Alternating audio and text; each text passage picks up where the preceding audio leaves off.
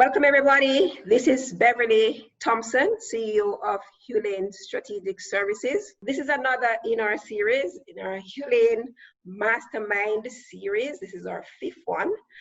And today we thought we would look at a particular topic, and it's about customer experience.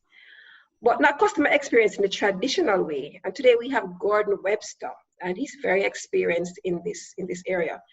Customer experience in the digital age. Why are we talking about this?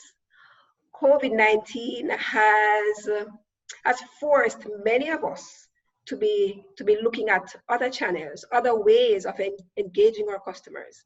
And so if you were already engaging your customers via digital channels, whether it's website or social media or email, you'll be seeking to improve that now. And if you were not there, you'll be seeking to get there. And whether or not we are in the digital space, we are there. We are forced to. We do not have a choice. And so we want to talk about customer experience is still important as we design what this engagement should look like in the digital era. And we want to talk about that today. So welcome, Gordon. Thank you, sir, for joining us. You are our fifth guest. I feel very special today, Bev. Thank you very much. Thank you so much. Now, Gordon Webster is the General Manager for eChannels and Technology at Hardware and Lumber, and he's been doing this for a while.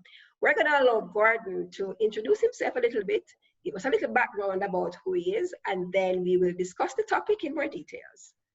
Okay. Thank you, hi, folks. Good to be with you, Bev, and with the extended audience. So, thank you. I've been with Hardware and Lumber a couple of years, and as you mentioned, I'm in charge of all the ways that we digitally engage with our customers. So that is people calling into our call center, emailing us, WhatsApp, using our website and a number of all the channels that we have, as well as I run all the technology infrastructure for Hardware and Lumber. Great. So it's quite fun in this COVID area. So okay. Before this, I used to have a full head of hair. You know, I had a full head of hair and it all disappeared overnight. So, wow. So before this, I spent a total of about 18 years at Price Waterhouse doing business transformation, business strategy and technology strategy. And then I had a couple stints at a couple of different other consulting companies. So I've done everything from health sciences to manufacturing, distribution, to, hospitality, etc. So I've had 1 or 2 years of experience. Okay, so you come to us today with a wealth of experience, but practical experience as well. So today we're going to break down the topic in 3 bits, just so that we kind of get through it. We're going to look at defining digital and the customer experience. What is customer experience in the world of digital? Why is this important? And then we will look at a couple real life examples that we can connect with what this customer experience truly means in the era of digital. We're going to start now, Gordon. Let's look at defining what customer experience is in the digital age. Help us to understand that. You know, I'd step back. I don't like to say customer experience pre and post digital. There's always been a customer experience. Great. So customer experience just looks at how is your customer interacting with you throughout their lifetime. So that is, you know, what ads are they seeing? If they're coming into your store, how are they interacting with your people? Once they've left and they have to call in for help. It really comes down to that ongoing engagement that you have with the customer and how positive or negative that engagement can be. So, you know, at the core of the business, I keep it down to some very, very simple precepts. Make it easy for your customer to do business with you, that you're delivering your brand promise, whatever your brand promise might be. Your brand promise might be, I don't care about you, everything is as cheap as humanly possible, and I want you in and out of my store as quickly as possible. Or, you know, you have a brand promise that speaks to really, really understanding the customer and delivering value to them in however you define value, right? So making it easy for you to do business with them, delivering your brand promise, and hopefully being enthusiastic about that whole delivery. So you really want to be engaged with it. It's how you engage with your customer and how you proactively help to solve their problems, whatever problems it is that you've set out to solve. Okay. Okay. So that's how you've broken down what customer experience really means. Yes. Okay. So as we talk about, because you did say there's no customer experience before and after COVID. Yeah. So in looking at the customer experience, so what does that mean now? As you lay down those fundamentals for us, when you're in the digital era, does it change? Doesn't it? What is the difference? Is there? These days, people talk about being digital or not being digital as an option for a business. The reality is, every business these days, regardless of how big or how small you are, is digital by the strict definition. If we are just a simple cash and carry downtown, we are still digital because your customers will be on social media interacting and talking with you. You may be interacting with your clients on WhatsApp, saying that they're coming and they need a bag of rice or they need 50 vehicles. It's more than just how you interact with your clients, with your customers. It's also a mindset. When we talk about digital, it's also about learning. Digital has enabled us to get closer to our customers, and that's a learning opportunity. Right. Okay. So I like where you went with that. It's about your mindset of what the customer experience should look like or should feel like. Now, is this intentional? Is it something you can design? Is it something you can say, okay, this is how I want my customer to feel, or these are the experiences I want them to have? And in putting together whatever platforms or e-channels, then you put those together or arrange them so that it match what your intentions are for your customer? Yes, always start with your outcomes. What are you trying to achieve? So if you're a cash and carry business and you have people coming into your shops, you really want them to be able to find what they need at the right price and then to be effectively getting them in and out of the store as quickly as possible, or giving them a reason to stay in the store. Okay. So, when you're looking at having what they need, that's understanding the data and what their buying patterns are, looking at social media, what are people looking for, what are they buying, what are they eating, understanding their consumption patterns, and figuring out what's the best way to source that. If you're going on the internet and going to Alibaba and finding it and dealing with your shippers, those are all digital interactions. When it comes down to the reality of the shop floor, so I'm going to talk about the shop floor because that's the easiest one to do, is are you getting people in and out of the store as quickly as possible? So is someone at the cash register taking 20 minutes to ring up the sale because they can't find the prices, or the person is negotiating a discount with them, or the cash register not working, or you're writing up your receipt by hand and you have people in line? Sometimes people are quite happy to wait in line for an hour. You go to PriceMart on a Sunday afternoon and it's a social event in the line. But people are not willing to wait for 2 minutes in the pharmacy. They start waiting for, once it passed 5 minutes, everyone starts to get really upset. What can you do in that digital transformation? Yes. Really just another buzzword. Before this, it was business process. So Gordon, just one moment. So you've just outlined nicely for us what the brick and mortar front door face-to-face engagement looks like. Are you then saying that just the way that people engage in that brick and mortar space, you now have to look at what it means in the digital space and a website or social media? Is that what you're saying? Yeah. Everything is absolutely connected. You're right.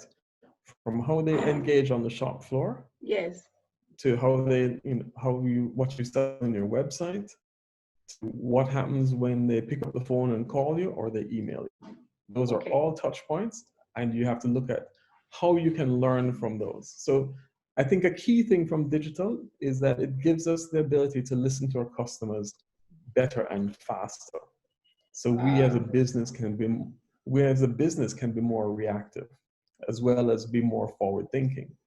There used to be, during the days of the dot-com bubble a few years before you were born, the the mantra was fail fast. So you try and experiment. If it doesn't work, move on, but take the lessons from that and do something else different and keep going. So what does that mean today? It means if I walk into a store and I have an issue, I'm going to jump on Instagram or Facebook or my WhatsApp or one of the groups. I'll pick up any one of the social media platforms and I might complain about it. Is that brand listening to that complaint, and are they trying to resolve it? So there's an opportunity there for me as a brand to listen and help resolve. Okay. Now, And I guess one of the most important questions is, are they in this space, or are you in this space to even hear or listen? And that is a challenge, because it's not just listening, but it's also what is the message that you're giving back, that you're sending out, what you're trying to get to. And it's a learning experience. I'm not saying at Hardware and Lumber we have it down pat. We don't. We're still learning, but the whole point is to create a learning organization. It's about a culture change also. Yes. Learning organization.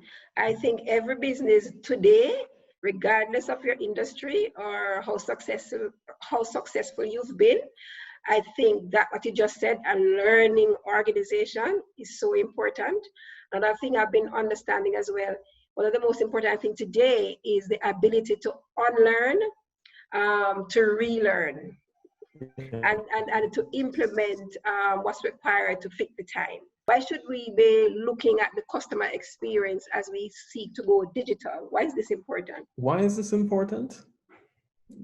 That's $1 million question you've asked there. The reality is the world is a different place than what it was 10 years ago, 5 years ago, or 1 week ago. Yes.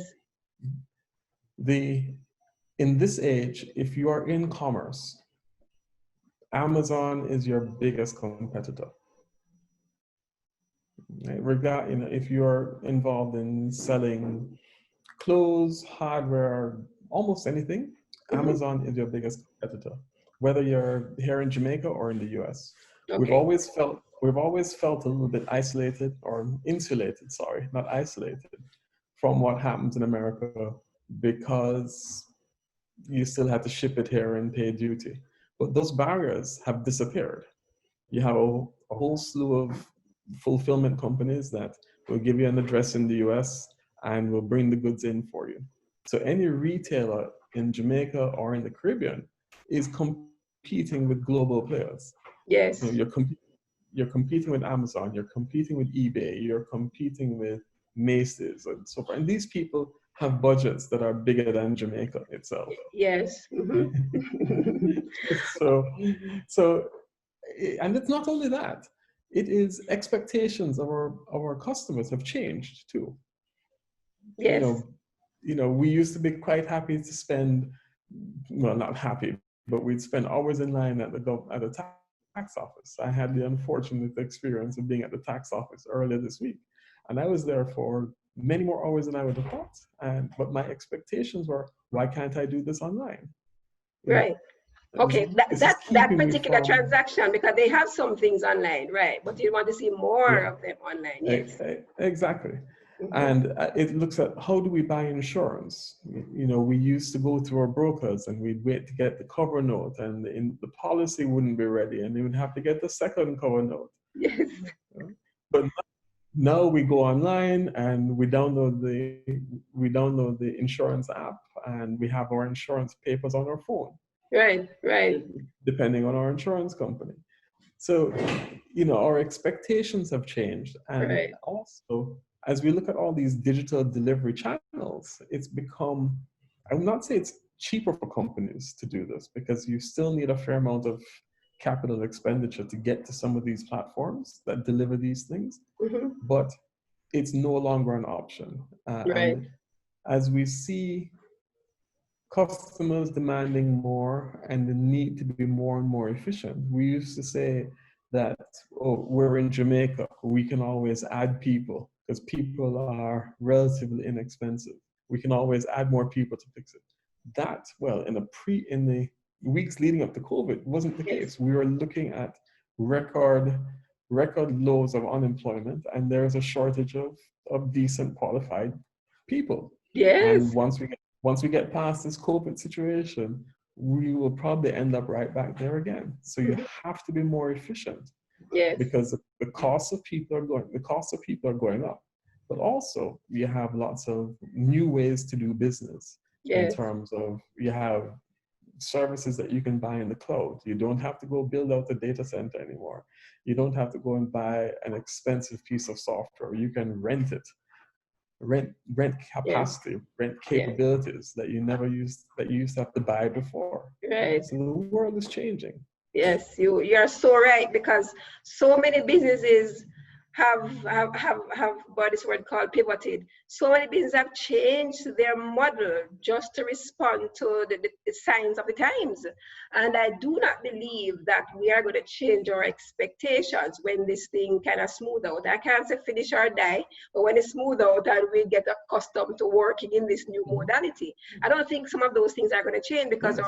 our expectations have changed. You have done it, it has been delivered, so why not continue? And it's more efficient and smoother. But I had a question for you. I've often heard people talk about the digital transformation, a buzzword, fancy term. And it just means, really, how do you get from paper and human beings to using the internet as the modality? Now, I often heard about culture. So they often say it's not necessarily the technology that is the biggest showstopper or deal breaker, but it is the culture and the mindset that we need to have going in. Is that something you want to explain for us a little bit more if you're familiar with that? Sure, absolutely. And you've actually hit the nail right on the head. When we talk about culture, we also talk about things like change management, which is absolutely critical. You know those, I don't know if you've ever seen those stories of people, I bought a computer and it's not made me any faster. I still type the letters out and turn off the computer when I finish typing them. Are you saving your letters? No, I'm not saving my letters. I'm just typing them on the computer, and it's Yes. not faster than the typewriter. So you can have the fanciest tools, and if you're not using them, then you might be worse off because you've just spent a lot of money. You Okay. know, there's an example of Microsoft Office, and people say that on average we only use about 15 to 20% of the capabilities of Office. Mm-hmm. So you have all that excess capacity sitting down there with all the bells and whistles and features that we're not using. Similarly, Yeah. within an organization, if you have not rethought about your business processes, if you have not looked at how your operations are set up in terms of who you have doing what, and if your policies and your procedures are not aligned with the changes you're trying to get to, worse yet, the culture, Mm-hmm. then you might not as well have spent any money. Yes. All of Yes. those things, you have to have the right culture in place, or at least encourage the culture that you want. Remember at the start of the conversation, I said we have to look at what kind of outcomes do we want, Right. right? So to get to that outcome, we have to look at our processes, our technology, our organization, our facilities, our policies, procedures, and taking into account what is the capability or capacity or willingness of that culture change. Yes. Right? That last word you said, willingness, because sometimes it's not about capacity or your ability to, it's whether or not you understand how the digitization will make it more efficient, or make you more productive. But there's also something else I gather, that some people, because they don't understand it and we don't enroll people when we're trying to change, people think that these things will replace them, replace their jobs. And so there is resistance and not willing to even adopt or embrace the technology. So having the people being enrolled as we go along or getting their buy-in is very important.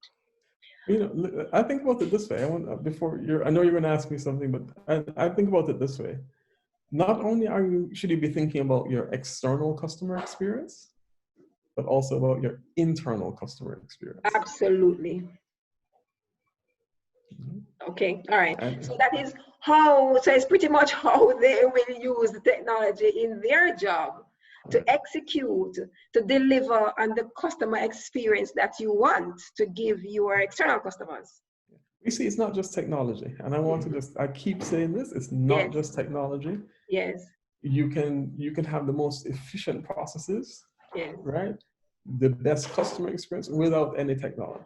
Right. A lot of it also is orientation. Yes. You know, that enthusiasm to deliver services, that enthusiasm, that willingness to serve, and that the rest of the organizational goals are aligned with that to support that. Excellent point. Thank you so much. So far you've kind of opened up and have us understand what customer experience really is, whether it is in digital or in traditional spaces. And you've helped us to understand how culture plays a pivotal role. You have helped us to understand people. You have helped us to understand how the interdependencies of the different pieces and how it all must come together to deliver the customer experience. So talk us through, you have a couple examples for us in real life, what this look like? Sure. So I can give you three quick examples. Okay. So just think about what's happened over the last several weeks with the COVID situation. We have had really an unprecedented global pandemic, and that has all of a sudden forced many businesses to completely rethink how they do business and what they need to do business. For my company, for Hardware and Lumber, you know, we used to have hundreds of people in the head office together that were looking at purchasing and finance and the call center. All of a sudden, a few weeks later, most of those people are working remotely. And that was something that was never considered before. You know, how can we trust our people? Can we make those necessary investments to support it? All of a sudden, there's a business imperative saying, guess what? You can't have all those people in the same building again. But that forces people to rethink. And, you know, we've seen this globally. I was speaking to a colleague in Toronto earlier in the week, and he was saying they had a fancy multi-story head office in downtown Toronto, some of the most expensive real estate.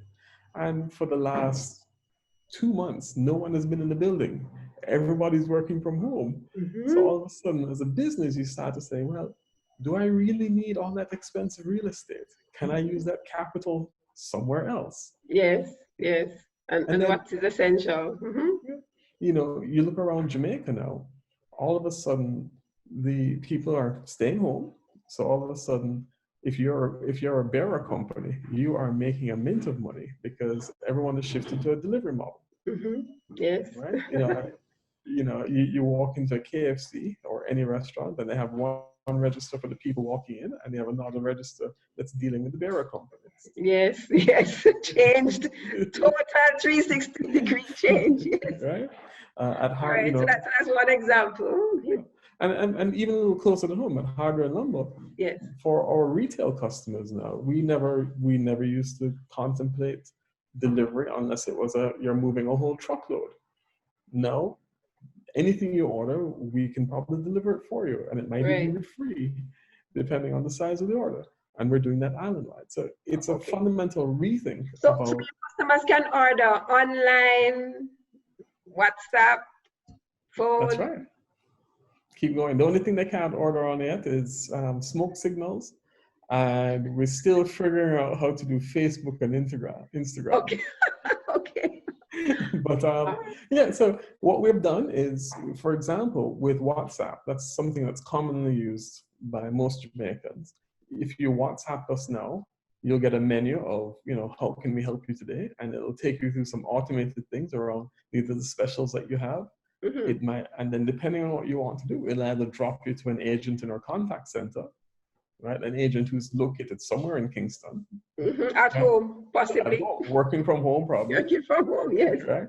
Or it might drop you at the store level. So if you need local curbside delivery or something else locally, but you have one WhatsApp number that gets to all 15 of our stores. Right? Fantastic. Okay. But we're learning. We're young in this. We're learning and we're pushing. So regardless of how you're coming in, we're trying to look at removing the barriers for you to get to what you want. Yes, and that is so important, removing the barriers, removing the roadblocks. And it goes back to, I think, to one of your earlier points. You said, make it simple, make it easy, and make it something that I want to do. You are providing the engagement in the way how I want to. And pre-COVID, some of us didn't even know we wanted KFC delivered. But it's here and it's convenient and we love it. And we may not go back to joining a line. Exactly. Get that kind of food, right? All right, great, Gordon.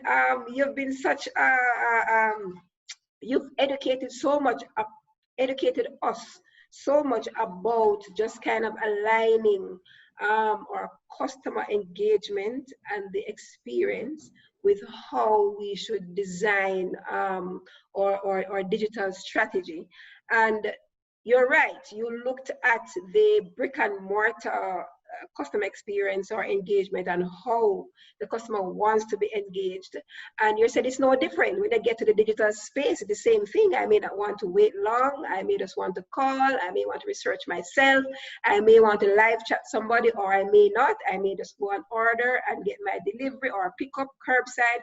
It's just a menu of things that customers now have access to because of the digital transformation. And what do you call it after COVID? Is it still transformation, or it is digital?